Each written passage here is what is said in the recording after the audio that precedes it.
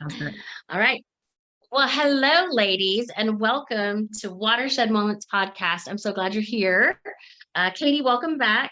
This is your third time to Thanks. join us in the parenting series, and we've got a new friend today, Corrie. Thank Corrie, you. welcome. Tell us Thank about you. Thank you. yourself. So I am in Grand Rapids, Michigan, and I'm a child and adolescent therapist with Lifeology, which is how I know our Katie and made that connection, and thrilled to be here. I also have teaching experience, and I was a school counselor as well. So lots of educational background in my work. And I'm a parent of two awesome little dudes too. So I have a lot of empathy for the parenting challenges. And I think it's great that you're doing the podcast and addressing some of these concerns. Well, I am so glad you have joined us, and I'm a boy mom also, so I love that. And so today's episode is actually titled, "Is My Kid Normal?" So I say, if y'all are ready, let's jump in. Okay, I'm going to ask the first question, and whoever wants to answer it first, it's great. And y'all can both answer it, or however you want to do this. Let's just get going. So the first question is, why the heck are we even talking about this, y'all? Yeah. Okay. So I think the first thing that I want to say is I just am so glad that Corrie's here too, because Corrie like really just kind of steeped in all of this work with kids in so many different settings and of different ages. And she's really, really an excellent clinician. And so I'm really excited. And you are too kind. Yeah. So listen, I think I was so glad that you reached out, Taffy, about this one. So is my kid normal? So I feel like this is something that I hear sort of in my day-to-day, right? Like, so friends know that I'm a therapist, and Corrie, I don't know if you get this, but like my friends know that I'm a therapist, or family members do. And so they reach out and they'll say, "This is happening. Is this normal?" Right. And so I think the first thing that comes to mind for me is that's kind of the whole concept of it is kind of a misnomer, right? Like I wish that there was sort of a cut and dried answer for that. And I think, unfortunately, there's just not. I think really the beauty of kids and people and individuals is that, they're all so different and unique. And I think what actually parents are trying to say is my kid okay? Right. And so usually what prompts that is like, there's something sort of odd or concerning or different that I didn't expect. Is that okay? Is that something I should be worried about? And the way it comes out is that normal? Right. And so I think it usually when I hear "is that normal?" my response is, talk to me about what the concern is, right? Like, what's your worry there? Corrie, what do you think?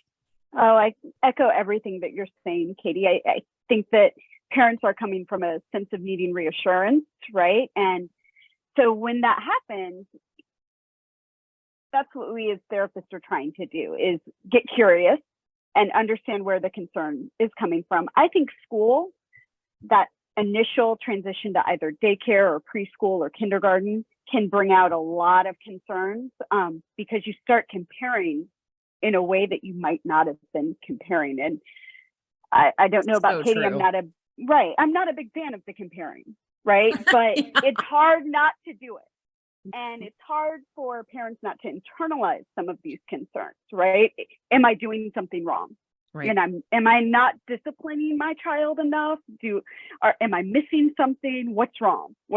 And so when they're asking this, they're really asking for some reassurance. And I do think that what we have to accept is every kiddo is different. Mm-hmm. Every kiddo has strengths, and there's beauty in that. There really is. Yeah, totally agree. I love that you both use the word curious. And so whether it's you kind of walking through, someone that's sitting in front of you, kind of through some curious questions, or me as a parent wondering, is my kid normal? For me to get curious about that and know that there's not a baseline. It's that old, these kids they don't come with a instruction manual, and so we are kind of unfortunately comparing because that's kind of our marker. That's our instruction manual. Someone else has come before us, even if it's only a week before us or whatever the case. So, yeah. And I love too, just the idea of let's change the word from normal, because what is normal? Really, it's relative, but is my kid okay? And so great stuff, gals. Okay. So I've got another question. How do we know if our kid is normal? How do we know if our kid is okay? Maybe walk me through some of those curious questions or that process. Yeah. So I think, a thing that's really helpful to start with is, picking up again with that curious word, right? And asking, kind of looking at how have things been? Have things been about like this? Are you seeing a shift? Maybe what is that about? Has there been a shift in their behavior? Has there been a change in the environment? A change at school, a big change at home? All those things can prompt kind of a change in behavior. And then, another thing that is important to note is that there are sort of typical ranges of behavior that apply to, or not just behavior, but like sleep, right? So for example, I found myself when my oldest was really young, she just required way at the bottom of the range of normal sleep. That is still the case for that child. My youngest child requires at the higher end of the range of sleep. That feels I still regularly am like, is this okay? And these are my kids, right? And I say this pretty often, like I have a degree in this. And so if I feel a little disoriented sometimes, that's a pretty good indicator that like, this is just hard. Parenting is hard. And so, same thing applies to like eating habits, right? Motor functioning, like there's just a big range. Cognitive functioning, social functioning, like how we get along with friends, how well do we work with others? There's just a range. And so I think when people are like, is this normal? Or translation, is my kid okay? I think we look at, let's look at our ranges. Let's look at history for your kiddo. Let's look at the environment. Let's see how they're functioning. And kind of go from there. I don't know, Corrie, what do you think? I absolutely agree with the piece of knowing that there's a range. And sometimes we get set on those milestones. We need to meet that milestone by this point. And totally. That adds some stress for parents, right? And so when you step back, you're like, no, there's room, there's wiggle room there, and there's space. And then looking at things like, what does your pediatrician say? What does the daycare director say? What does the teacher say? What does your, best friend who has a kid the same age? What does that interaction look like? And are we feeling strong about those, or do we have some concerns, right? And when I say concerns, yes, we need to pay attention to that. I also really encourage parents to pay attention to the strengths too. Every child has those strengths. And so we can get so fixated on that one concern or two concerns, right? That you start ignoring those strengths that you're seeing as well. So keep a balanced view and perspective on it, because that can be very calming for the parent. And you're seeing your whole child, right? You're recognizing, okay, this is an area of growth, and I accept that and I understand that, and we're going to take these steps to get supports or whatever that may look like, or we're going to spend some more time with this, that kind of exploration and curiosity. But it's not ignoring, like, look how well maybe it's an academic versus a social thing. Look how well my child is socializing, and they're super kind and they're always thinking of other people. We can sit down and do some academic interventions to get them caught up with some of that, right? And there's always hope, and there's always support that are available. And that would be my big encouragement, is not to go through this by yourself. And we have a way of isolating and internalizing it. And I have to fix this. I have to make this right. And that just induces anxiety for everybody involved, the parent, the kiddo. If you can take a breath and say, let's check in with our pediatrician. Let's see a child therapist and see where things are going with this. Take some of that weight off of you as a parent, and know that there are professionals that are really experienced in this area and care and can help you navigate that without the anxiety and the stress. Yeah. I love that. Just kind of giving yourself some grace as a parent, and like, you haven't messed your kid up. And I think back on, when my kiddo was in elementary school, and I remember he was having a tough time, and the the school administrators kept on saying, has something changed at home? Is there something going on at home that we need to know about? And I think, and then I was like, oh my gosh, I don't know. Is there something going on at home? Right. And almost like you were alluding to there, Corrie, of, I think I was, maybe felt guilty or shameful that I wasn't doing it right. Right. And so, I love, find a community, whoever it is, whether it's the friends or the pediatrician, find that community. And the other piece that is just stuck out, you've said the word strengths, or you've mentioned the kids' strengths. And I think that's good, even for me now with older kids too, when I feel like things are not going the way I want them to as the parent, to remember these kids have strengths and focus on that. They need us to focus on that too. Yeah. There's a I think, so pulling from, kind of one of our forefathers in the world of children's therapy. There's a phrase I'm gonna borrow from Garry Landreth. It says, focus on the donut, not the hole. Right. So if we're talking about the kiddo, it's really important that we try to focus on the whole situation, not what's missing. Right. And so that is super, super difficult on a day-to-day basis. But if every once in a while we can try to remind ourselves, remind our friends, right. So that's how we can support each other and hold each other up in that way. And so, again, just getting that support from each other is really helpful.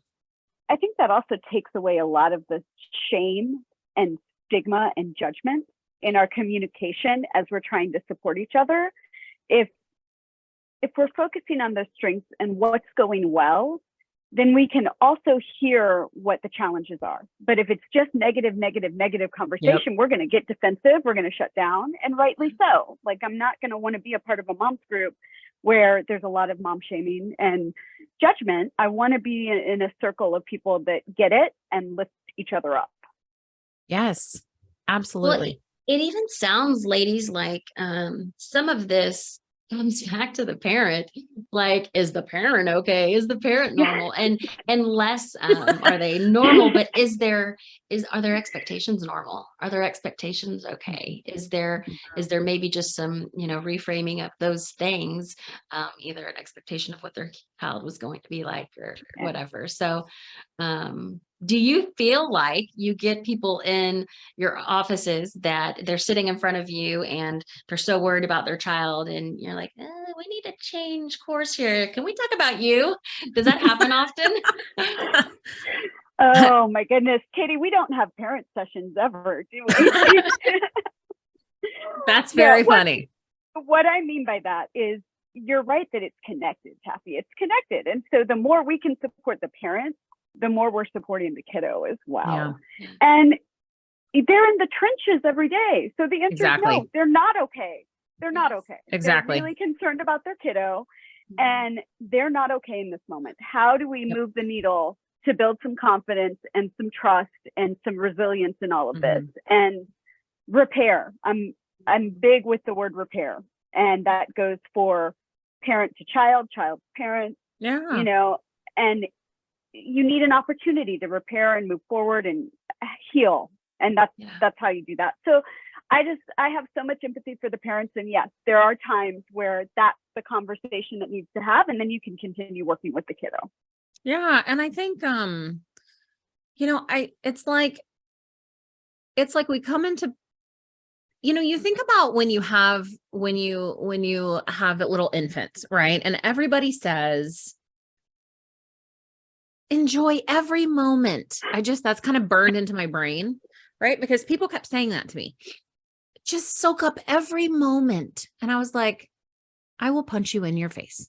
Because I was exhausted and I was in tears all the time and I couldn't keep my house clean and my baby wasn't sleeping and I thought she should be. And I had a hard time with nursing and, it was hard on the marriage, and having an infant was incredibly difficult.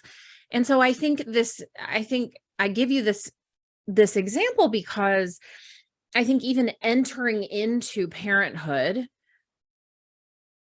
is an example that there is this belief that we should just be good at this, that we should just know how to do it, that it should just come to us, and that it's not complicated and that it's not fraught with our own pain and difficulties that we come with, right? From our own lives, from our own hurts, from our own junk. And of course we need help. Of course we need help parenting. Of course we need someone to be patient with us and to say, yes, your baby is okay. And yes, she needs a little extra patience from you. And are you okay?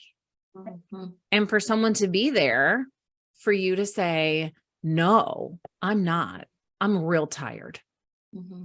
I don't know how to do this. Right. And so whether that's when they're an infant or they're 10 or they're 17. Right. And so I think, Taffy, to your point about shifting expectations, I think absolutely we have to do that. And that comes from such a wonderful place from parents, because I have literally never, ever met, and I bet Corrie would say exactly the same thing. I have never met a parent who didn't deeply love their children and want what was best for them. Absolutely. Right. Yeah, we're starting from that space, right? Exactly. And just having that reflected is very meaningful. I see the love that you have for your kiddo, and we're going to navigate this, and we're going to support you too. And there's just a relief, and every parent deserves that. Yes. Every parent deserves to hear that, because like Kitty's saying, we're all coming from that space of adoring our kids and wanting the best for them. Yes, yeah. Exactly. And even too, kind of, this is all about parents. Am I okay? But even too, I'm thinking as y'all are talking is knowing or pointing out to the parents their strengths in parenting, right? Why they are perfect for this child, and yes. So anyway, exactly. Okay, so I think that I kind of want to transition a little bit, because I do know that there are, and I don't want to use the word normal or okay, but there are, differences. There are maybe even different ways that mental health and brain development can actually affect, some of the normal ranges for children. Do y'all have anything to speak towards that at all? Sure. I think that we could start with talking about neurodiversity, right? Mm-hmm. Because there is space to hold for that neurodiversity. And when I say that, a lot of people are going to instantly think of something like ADHD or what we call autism spectrum disorder, right? And I want to clarify that a lot of people also tie that with Asperger's syndrome. And clinically in our diagnostic book, Asperger's syndrome is not a diagnosis at this point. Autism is now considered a spectrum, and clinically we're going to talk about level 1, 2, and 3. So I just want to point that out, that even within one diagnosis, there's a range of strengths and needs, and it can be overwhelming, but there are professionals to help you with that. And so when you're talking about neurodiversity, you're talking about things like executive functioning. For an example, in our ADHD kiddo, the impulsivity, right? A lot of times we'll see lack of focus, and also pair that with hyperfocus. If they're interested in something, they're interested, right? And so there's a fixation and hyperfocus on something. And so sometimes that can be dismissed. Well, they can focus. Yeah, but when you're asking them to do the assignment, or you're trying to get them to put their shoes and socks on to get out the door, oh, that's a problem, right? And it's a consistent problem. I'm not talking about like a one-off day. I'm talking about a consistent, what almost feels like a battle. And you don't want to be in that on a constant pull and tug. And with our kiddos that have autism, you're talking about a lot of sensory processing needs there. And that can be difficult because sometimes you don't know what's triggering it.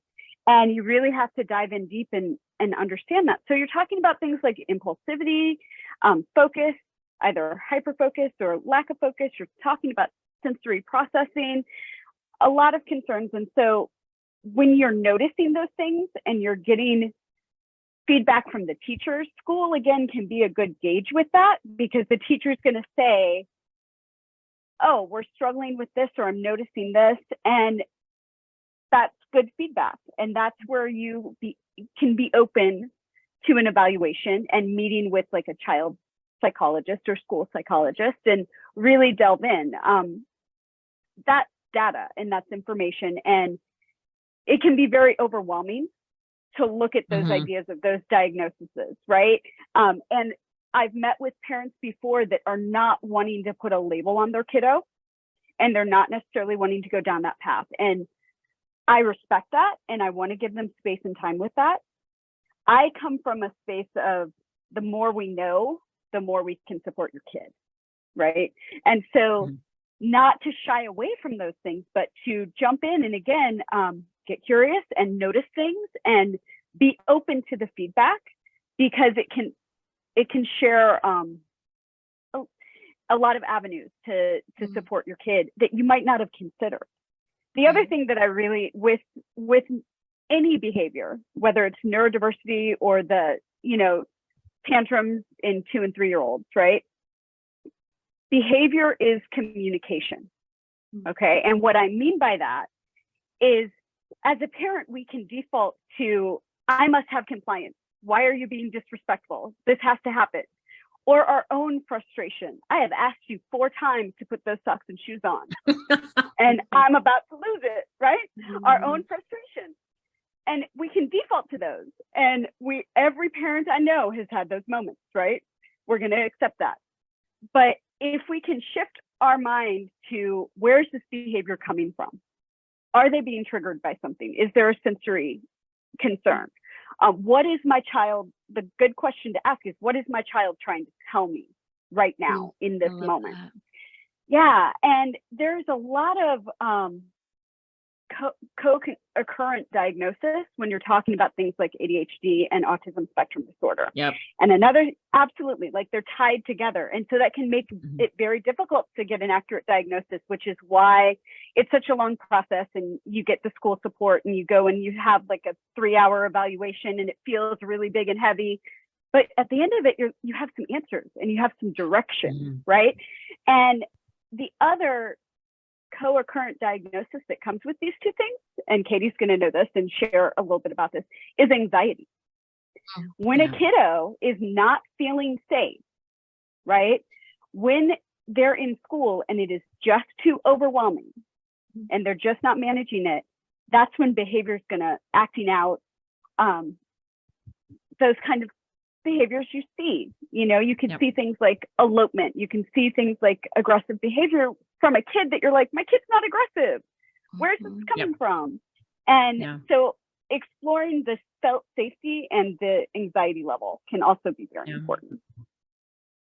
So kind of picking up where Corrie is talking about, so anxiety in general, and often kids with, and Corrie, again, like that's exactly all the things you just said are exactly why I'm so thankful you're here, because just your depth of knowledge in that area is so expansive. And so I You're am kind. really Thank you. thankful for that.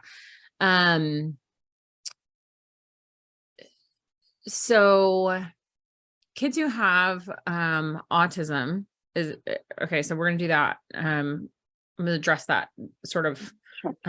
in combination with, and then we'll talk about anxiety for a second. So kids who have autism tend to have a higher proclivity to have anxiety. And lots of that is difficulty communicating. Lots of that tends to have a chemical component, right?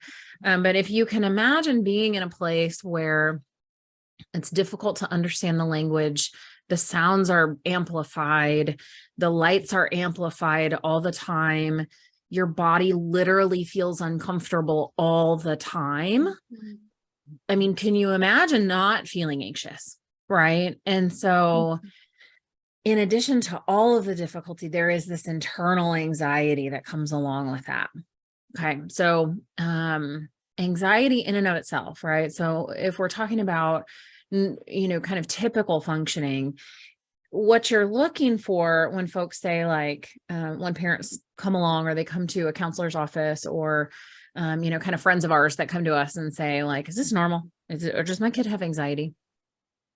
Some of the things that we may ask are, what makes you ask? Well, some markers, right, would be things like, we're having a hard time sleeping, and that's regular, ongoing, daily for long periods of time. Okay. So it's not like stayed up for 2 nights in a row, had bad dreams, and then we moved past it. Right. So this is impacting us for long periods of time. Irritability in kids, right? So kids do not have the vocabulary to say, I'm feeling anxious, I'm feeling nervous. Stomach aches, headaches, depending on the age, it can be things like,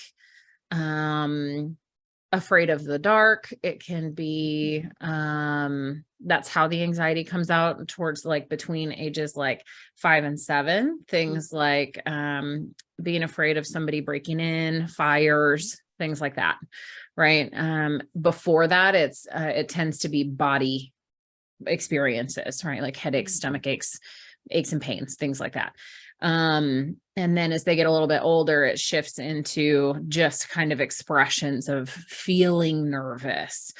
But in general, kind of withdrawn from things that, and then, okay, so a hard time participating in things that they, used to really enjoy, a hard time focusing, concentrating, things like that. And then when we look at depression, some of those things really can kind of overlap the way that they show up. And so I think, Corrie, really, a lot about, these components too. And so I think it's going to be helpful to hear from you in these places. I think this is where we see, okay, so with anxiety, you're going to see more like being on edge, irritability. With depression, you're going to see more tiredness, tends to be, right? More lethargic, more withdrawn typically. And so Corrie, what would you add to that? No, I think you're so on point, Katie. And as you're sharing, one thing that kind of came to mind is noticing the changes, right? That's going to be a first sign for parents in all of these things that we're talking about, whether we're talking about neurodiversity, anxiety, depression, those kinds of things. Are you noticing a regression, something that they had been capable of, and they're not doing that anymore? Or changes of eating and sleeping are big signs, especially with our little ones, right? And again, noticing how your child interacts with other kiddos. Are they participating and engaging, or are they standing off to the side? Yep. And, school is an environment where you're going to start noticing that. And I think that's why evaluations and diagnosis happen around that early age as they're transitioning to school. And earlier you intervene, the more success you're going to have with that. Like, let's tackle it. Let's be proactive with things. And I think you're going to see more progress. I see kiddos that come in with the need for reassurance, and they're checking in with you a lot. I'm doing this right. Yes. This is The kids. You know, yeah, the kid is actually wanting some reassurance that I did a good job with this. Yeah. And I totally agree. And the way that looks, Taffy, is like, they'll be coloring something and they'll say, this is how I do it, right? Is this right? Yep. And so kind of that like constant need for, is this the way I do it? Is this correct? Is this, you know? And so that's an indicator of anxiety. Yeah, you're totally right, Corrie. That's a great point. I think that's a really good and effective example too. And so as a parent, pay attention. Is my child looking for outside validation about things? Or do they have the emotional core and that confidence to, no, this is how I'm going to do it. And I like this, and this is okay, right? We talk about, and I know Katie has a lot of experience with this area too, but we talk about self-regulation, right? And in schools, you're going to hear about the zones of regulation, and you're in the green zone, you're calm, you're ready to learn, things are going well. Yellow zone, oh, we're getting a little antsy, we might be excited, but let's rein it in a little bit and meet expected behavior there, right? And red zone is where you see just the meltdowns and the maybe aggressive behavior, maybe the shutting down. And I think when I say that, that connects me with some depression as well, like just the lack of responsiveness that you have from a kiddo that's going from, you know, their totally regulated, calm self to dealing with some depression. And that could honestly be at any age and stage, is just turning inward and not being responsive. And that's a hard thing for a parent to sit by and watch. Yeah, it is. Yeah. I'm thinking through kind of some of my experiences with my kiddos. And I remember kind of what y'all are saying of, they've been at home and then they start preschool or, you know, elementary school, and the child acts different at home than they do at school. And I've even had friends that are like, I don't know what they're doing up there at school. There is something going on up there. And I think sometimes we have to think, you know, there's things maybe as a family that we do or don't do that maybe was contributing to helping our child cope with something that we didn't even realize that they were dealing with. Right. And it's just the way our family does it. And there's things that the school can't do that we just do at our house. And so when someone comes into your space, and additionally, I feel like it took me a minute to realize that when my boys are going to school, those teachers are with them for 8 hours a day straight. Yep. And they are going through some stressors that when they're playing at home, they don't have to do. And so I remember being defensive initially. And so when you have a parent that comes in and is, you know, blaming the school, which sometimes there might be something going on at school, but sometimes it might be just the transition between home and school. And they are, you know, saying, I don't want that label and those types of things. Do you have something that you say as, you know, a professional of, let me help you walk through this? Or I don't know, what's your response normally with something like that? In meetings, and one of the things I would encourage a parent to do is have a team meeting with like a teacher or school counselor or social worker.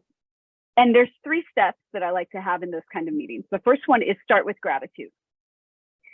This teacher not only is serving your child, but they may have 20, 25, 30. Oh my goodness. God bless the teachers. Students in that classroom. And they're trying to meet those kiddos' needs every day, like say 7-8 hours a day, all day, all day. And they watch the dynamics between the kiddos that you as a parent aren't privy to see. Correct. And I've rarely met a teacher that is out to get your child or against the kiddo. Yeah. Are they having some frustrations and concerns? Probably, if they're calling this meeting. And so I'm going to encourage the parents, start with gratitude. Start with the fact that you are a team, and they would not be calling the meeting if they didn't care about your child, right? Yeah. I would be more concerned about a teacher just letting my child coast and not addressing concerns. So that would be a bigger red flag to me.